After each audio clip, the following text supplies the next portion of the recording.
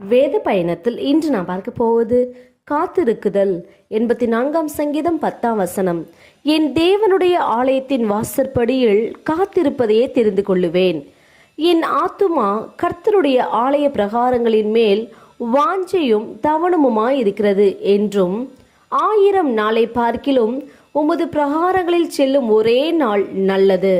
ஆகாமிய கூடாரங்களில் வாசமாய் இருப்பதை பார்க்கிலும் என் தேவனுடைய ஆலயத்தின் வாசற்படியில் காத்திருப்பதையே தெரிந்து கொள்ளுவேன் என்றும் சங்கீதக்காரன் மிகவும் தெளிவாக கூறுவதை பார்க்கிறோம்.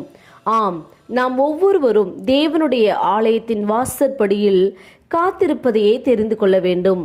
தேவனுடைய ஆலயத்தில் நாம் முன்பதாக சென்று அவருடைய பிரசனத்துக்காக காத்திருக்க வேண்டும். கர்த்தருக்காக காத்திருப்பதை நாம் தெரிந்து கொள்ளும் போது தேவனுடைய பார்வையில் நாம் விசேஷித்தவர்களாய் காணப்படுவோம். தேவன் நமக்கு நன்மையானவைகளை வழங்குகிறார். நாம் ஜெபிப்போம். அன்பின் பிதாவை கேட்ட வார்த்தையின்படி நீர் எங்களுக்கு செய்யப்பட கிருபைக்காய் ஸ்தோத்திரம். இயேசுவின் நாமத்தில் ஆமேன்.